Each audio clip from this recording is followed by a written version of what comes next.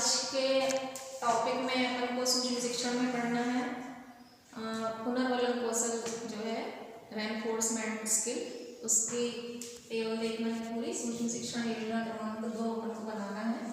तो सबसे पहले सूक्ष्म शिक्षण जो अपन ऐसी तालिका या टेबल बनाते हैं, तो इसके लिए स्टार्टिंग में अपन को शुरुआत में लिखना है छात्र अध्यापिका का नाम। तो आप लोगों का जो भी नाम है वो आपका नाम यहाँ पे आ जाएगा, ठीक है। फिर आपने जैसे मान लीजिए कक्षा 5वीं ली है, तो कक्षा क्या लिखेंगे? 5वीं। विषय आपका कौन सा हो जाएगा? हिंदी। हिंदी में प्रकरण क्या होगा? तिरंगा। क्योंकि आप क्या बना रहे हो? सूक्ष्म शिक्षण की योजना बना रहे हो। और सूक्ष्म शिक्षण जब योजना बनाते हैं तो जैसे जिस दिन आप पढ़ाओगे उसके दिनांक के लिए आप लिख लेंगे, और उसके बाद कालांश, तो आप सेकंड कालांश में पढ़ाओगे कि फर्स्ट में, ये आपका क्या हो जाएगा? कौन से पीरियड में आप पढ़ा रहे हो। अवधि आपके लिए कितनी मिनट रहेगी? 5 से 7 मिनट। केवल आपको 5 से 7 मिनट ही पढ़ाना है। इसके बाद ये जो पुनर्वलन कौशल है, ये आपके कौशल का नाम है। तो आप जो भी कौशल यहाँ पे यूज करोगे, घटक कंपोनेंट्स, वो यहाँ पे आपको लिखना पड़ेंगे, ठीक है। अब इसके बाद उद्देश्य में आप क्या लिखेंगे? पुनर्वलन कौशल का विकास, ठीक है। क्या लिखेंगे? पुनर्वलन कौशल का विकास। इसके लिए आपने ये जो टेबल बनाई है, तो यहाँ पे क्या आ जाएगा? आपका नाम छात्र अध्यापिका या अध्यापिका क्रिया। तो इसमें जो बॉयज हैं वो क्या लिखेंगे? अध्यापक, और जो गर्ल्स हैं वो क्या लिखेंगे? अध्यापिका। मतलब आप जो भी पढ़ा रहे हो, आपकी जो क्रिया कर रहे हो, वो आपका पूरा यहाँ पे पढ़ाना व्याख्या यहाँ पे आएगी। और इसके बाद जो स्टूडेंट को आप पढ़ा रहे हो, आपके जो सहपाठी छात्र अध्यापक है, वो स्टूडेंट का रोल अदा करेंगे और आप उनको पढ़ा रहे हो, तो वो आपको जो आंसर देंगे तो उसकी क्या क्रिया हो जाएगी? छात्र छात्रा क्रिया, वो इस तरह से होगी। और फिर इसके बाद जो भी घटक आपने यूज किए हैं, जो भी कंपोनेंट्स यूज किए हैं, वो आपको यहाँ पे लिखना पड़ेंगे, ठीक है। इसके बाद जैसे मान लीजिए आप प्रकरण में क्या पढ़ा रहे हैं? हिंदी विषय है आपका, कक्षा 5वीं है, और प्रकरण क्या है आपका? तिरंगा। जो पाठ का नाम होता है उसको क्या कहते हैं? प्रकरण। यहाँ पे देखिए व्याख्या में आप बता रहे हो कि भारत में राष्ट्रीय पर्व पर तिरंगा झंडा फहराया जाता है, और तिरंगा झंडा 3 रंग का होता है। इन 3 रंगों के नाम है, तो इन 3 रंगों के नाम है केसरिया, सफेद और हरा। इस तरह से आपने व्याख्या करके समझा है या बताया। उसके बाद जो आपने पढ़ाया, जो आपने समझाया, उसी का प्रश्न आपने यहाँ पे पूछा। तो आपका पहला प्रश्न बना यहाँ पे कि भारत में कौन सा झंडा फहराया जाता है, ठीक है। आप जब पढ़ा रहे थे तो सारे विद्यार्थी क्या कर रहे थे? ध्यानपूर्वक सुन रहे हैं। और जब आपने प्रश्न पूछा कि भारत में कौन सा झंडा फहराया जाता है, तो उन्होंने क्या उत्तर दिया आपको? कि भारत में तिरंगा झंडा फहराया जाता है। जैसे ही उन्होंने आपको उत्तर दिया कि भारत में तिरंगा झंडा फहराया जाता है, तो आपने उसको एक प्रबलक के रूप में क्या बोला? मतलब प्रोत्साहित किया उसको। आपने कहा बहुत अच्छा। जब आपने बहुत अच्छा कहा, तो यहाँ पे आपने कौन से कंपोनेंट्स का यूज किया? पीवीआर। पीवीआर को दूसरे शब्दों में और क्या बोलेंगे? सकारात्मक शाब्दिक प्रबलक। क्या बोलेंगे? सकारात्मक शाब्दिक प्रबलक, हाँ, ठीक है। अब इसी तरह आपने दूसरा प्रश्न पूछा, इसी के जो आप पहले पढ़ा चुके थे, आपने जो व्याख्या की थी उसी का आपने प्रश्न दूसरा पूछा। और प्रश्न दूसरे का क्या प्रश्न बनाया आपने? कि तिरंगा झंडा कितने रंग का होता है। अब तिरंगा झंडा कितने रंग का होता है, उसका आपको उत्तर क्या मिला? तिरंगा झंडा 3 रंग का होता है। ये आपको विद्यार्थियों ने उत्तर दिया, ठीक है। और यहाँ पे जब आपको उत्तर मिल गया, तो यहाँ पे आप मौन रहेंगे, लेकिन सहमति आपकी रहेगी, और उस सहमति में आप सिर हिलाते हुए हाँ की स्थिति में रहेंगे कि हाँ सही बोला। एक तरह से मुस्कुराते हुए बोलेंगे कि हाँ सही बोला। तो यहाँ पे आपने किस कंपोनेंट्स का यूज किया? PNVR। इसको दूसरे शब्दों में और क्या बोलेंगे? हिंदी के शब्दों में सकारात्मक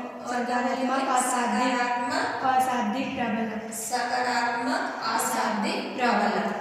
अब इसके आगे और जो कंपोनेंट्स हैं और घटक हैं, कंपोनेंट्स लिखने के लिए पहले फिर शुरू में अपन व्याख्या करेंगे, यानी बच्चों को पढ़ाना है। तो यहाँ पे राष्ट्रीय ध्वज झंडे में रंग का चक्र बना हुआ है। आपने वापस पढ़ाना शुरू किया बच्चों को कि व्याख्या करेंगे आप कि राष्ट्रीय ध्वज झंडे में बीच में नीले रंग का चक्र बना हुआ होता है और नीले रंग का चक्र अशोक चक्र के नाम से जाना जाता है और यह चक्र को धर्म चक्र का भी प्रतीक होता है। इतना आपने बता दिया। हाँ। इतना बताने के बाद फिर आपने प्रश्न पूछा, जब आप ये बता रहे थे कि राष्ट्रीय ध्वज झंडे में बीच में नीले रंग का चक्र होता है और यह नीले रंग का चक्र अशोक चक्र के नाम से जाना जाता है और यह चक्र धर्म चक्र के प्रतीक होता है, इस तरह से आपने सब बताया। उसके बाद जब आप बता रहे थे तो विद्यार्थी क्या कर रहे थे, ध्यानपूर्वक समझ रहे थे और उसको समझने के बाद जब आपने पूरा समझा दिया, व्याख्या कर दी, तो फिर आपने प्रश्न पूछा। प्रश्न क्या पूछा आपने कि राष्ट्रीय ध्वज झंडे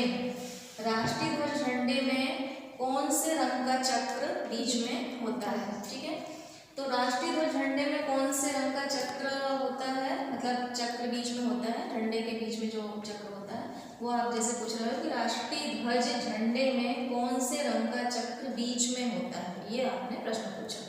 अब ये आपने प्रश्न पूछा, यहाँ पे विद्यार्थियों ने उत्तर क्या दे दिया आपको कि राष्ट्रीय ध्वज झंडे में बीच में हरे रंग का चक्र होता है। तो इन्होंने जवाब कैसा दिया, गलत जवाब दिया। यहाँ पे जवाब, वहाँ पे आपने तो पढ़ा दिया, वहाँ पे व्याख्या की, फिर आपने प्रश्न पूछा। प्रश्न पूछने के बाद इन्होंने सुन तो समझ रहे थे ध्यानपूर्वक, लेकिन यहाँ पे इन्होंने क्या किया कि राष्ट्रीय ध्वज झंडे में बीच में इन्होंने कौन सा कलर बता दिया, हरे रंग का, लेकिन वास्तव में होता कौन सा रंग है, नीला रंग। तो यहाँ पे आपका जो मौन संकेत था, आप कुछ बोलोगे नहीं इस कंपोनेंट्स में कुछ बोलोगे नहीं, आप केवल मौन रहोगे, पर आपकी जो स्वीकृति अस्वीकृति रहेगी वो किसमें रहेगी, नहीं, यानी कि उत्तर बच्चे ने कैसा दिया है, गलत दिया है, और आप मौन रहोगे, कुछ बोलना नहीं है आपको। तो यहाँ पे आपका पुनर्वलन का कौन सा कंपोनेंट्स आ जाएगा, NNVR, यानी कि नकारात्मक अशाब्दिक प्रबलक। जबकि उसमें क्या बोलोगे, negative non variable reinforcement. Okay, है ना। अब आगे देखिए, आपने इसी का दूसरा प्रश्न पूछा कि ध्वज में नीले रंग के चक्र को किस नाम से जाना जाता है। आपको उत्तर में क्या मिला कि ध्वज में नीले रंग के चक्र को अशोक चक्र के नाम से जाना जाता है। तो ये उत्तर आपको सही लगा कि हाँ ठीक है, मतलब आपने संकेत दिया है। तो जब संकेत दिया तो यहाँ पे कौन सा प्रबलक आया, EVS, यानी कि शब्देतर संकेत, यानी कि EVS।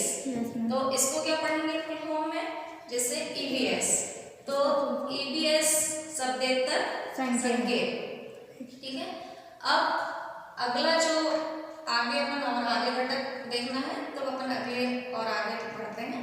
कंपोनेंट्स देखने के लिए, आगे के कंपोनेंट्स देखने के लिए अब अगली व्याख्या करेंगे कि अशोक चक्र में कितनी तिल्लियां होती हैं, 24। अशोक चक्र में 24 तिल्लियां होती हैं।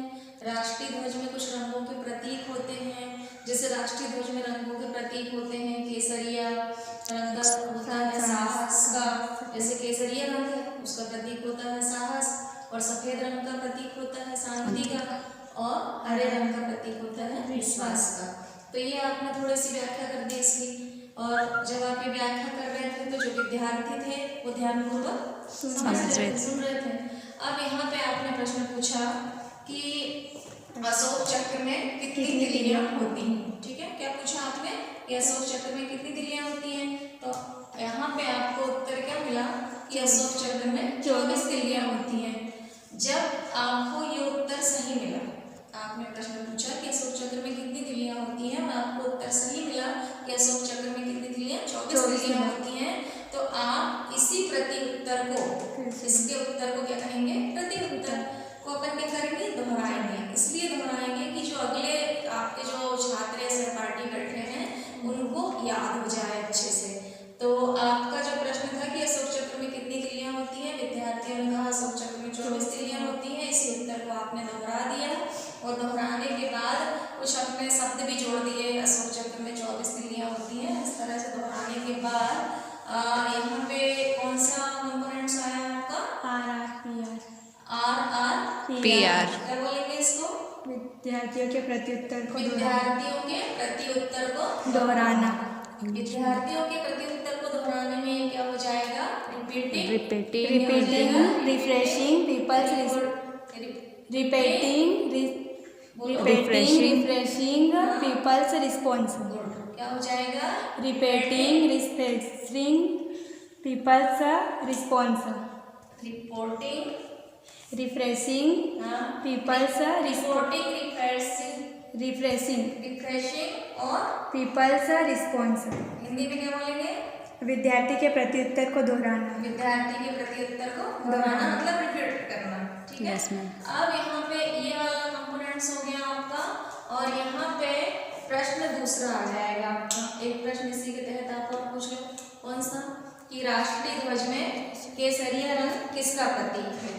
तो यहाँ पे आपको उत्तर क्या मिला? कि राष्ट्रीय ध्वज में केसरिया रंग साहस का प्रतीक है। ये भी सही उत्तर मिला आपको। अब ये सही उत्तर मिला तो आपने यहाँ पर श्याम पट पर इसी उत्तर को फिर से लिख दिया। इसलिए लिख दिया कि जो विद्यार्थी देख रहे हैं, सुन रहे हैं, समझ रहे हैं, उनको क्या अच्छा समझ में आ जाए, लाभ मिले उनको, कि याद हो गया है कि ये वाला उत्तर उन्होंने जो सुना कि राष्ट्रीय ध्वज में केसरिया जो रंग है वो किसका प्रतीक होता है? साहस का प्रतीक होता है। और ये उत्तर आपने बोर्ड में वापस लिख दिया। जब आपने ये उत्तर बोर्ड में वापस लिख दिया तो कौन सा कंपोनेंट्स आया इसमें? WPRB। तो ये फॉर्मेट जो writing peoples response the blackboard. हाँ, क्या बोलेंगे इसको? Writing peoples response the blackboard. Writing peoples response response blackboard. तो मतलब आपको क्या रेफरेंस मिला इसमें? कि आपने उस उत्तर को बोर्ड में लिख दिया। और हिंदी में क्या बोलेंगे इसको? श्याम पट पर विद्यार्थियों के प्रत्युत्तर को लिखना। श्याम पट पर विद्यार्थियों के प्रत्युत्तर को लिखना।